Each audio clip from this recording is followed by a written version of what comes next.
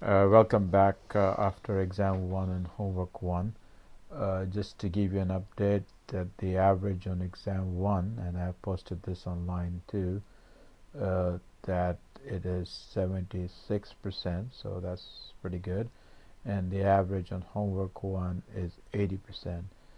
Yes, if you are getting in help from outside, that's a good thing, but please do try to understand if somebody is trying to help you on these homeworks or even on the exams. Okay, so much for that. We are going to start with the transfer function today. So transfer function, now we have looked at transfer function before. That is to convert the time domain to the S domain. We take the Laplace transformation and get the answer in the S domain, and output over input is the transfer function. Well, we can also think about how to model an electrical system or a mechanical system from the time domain to the S domain and get a transfer function from that. It's usually easier to solve the problem in the S domain than it is to solve in the time domain. So in control systems engineering or engineering technology, what you will do is you will take a model system and find the transfer function of it. So for the moment we are going to look at a very simple circuit called an RC circuit, and later on, of course, we'll look, this is an electrical system. Later on we will look at a mechanical system too, but for the moment let's take a look at an RC circuit. Okay, so plus minus here, and let me call this an input voltage Vi of t, and this is your resistor and this is your capacitor here.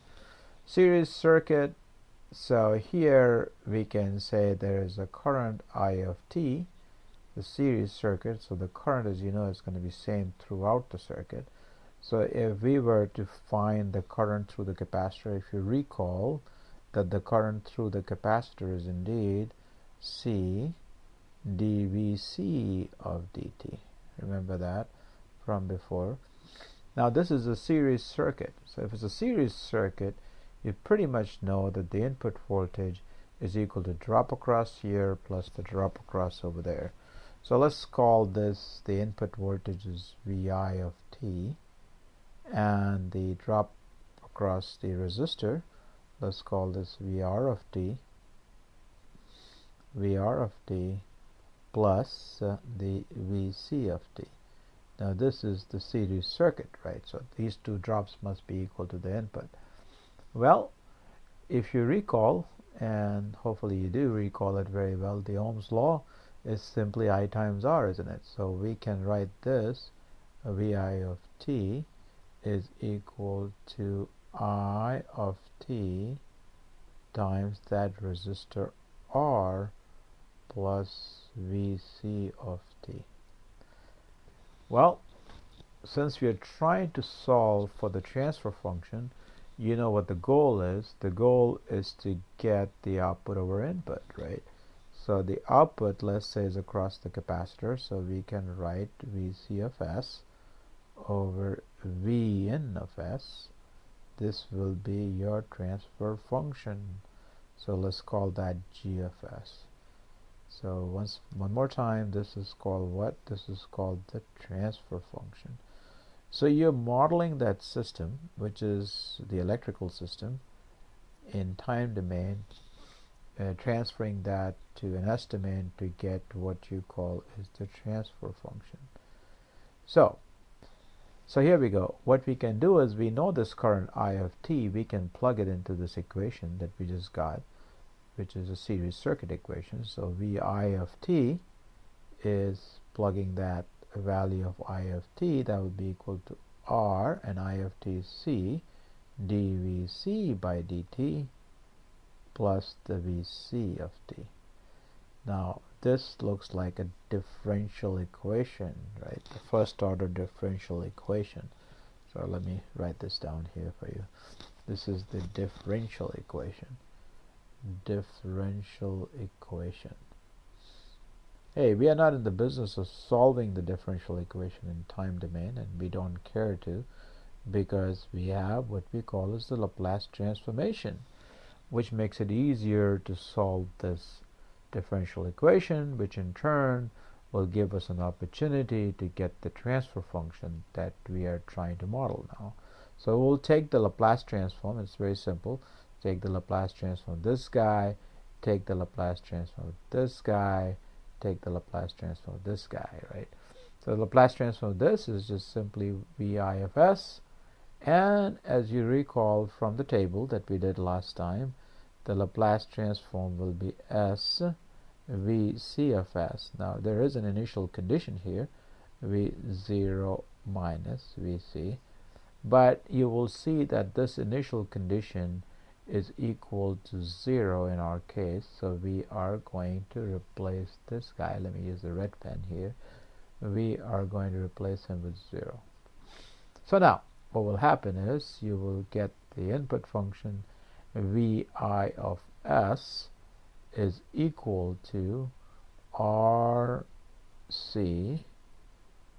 Vc of S, there is an S here too, or Vc of S, plus the Vc of S. Now you see this is equal to 0. Now it's just a matter of factoring out and getting our transfer function. So Vi of S is going to be equal to, do a little algebra here, we can take out Vc of S, and inside you're going to have Rc of S plus 1. So very easy to find the transfer function now. So you know that the transfer function is a Vc of S, which is the output, divided by the input, just cross multiply the thing. So this will be equal to 1 over Rcs plus 1. And guess what? This is your transfer function. This is your transfer function. So what we did was that we took an electrical system which was in the time domain and converted it to the S domain to get a transfer function. It's a lot more easier to solve problems than this. And that's why we are doing the transfer function. So here we can put a little block diagram if you want to. This is an open loop system. Here you have the plant, and the plant in our case, the one that we got right here, is Rcs plus 1, and here is your input that's going in. Let's call this Vi of S, and here is your output coming out as Vc of S. Now sometimes we can further simplify this if you want to, and you are going to look at this in the homework number 2, where we'll be putting up the first order and the second order to do some analysis. So here Vi of S, we can take out the Rc common, and that would be equal to Rc, factor it out, S plus 1 over Rc. So it'll be easier to take the inverse Laplace transform if the need was there, and this is the Vc of S. So this is called the transfer function.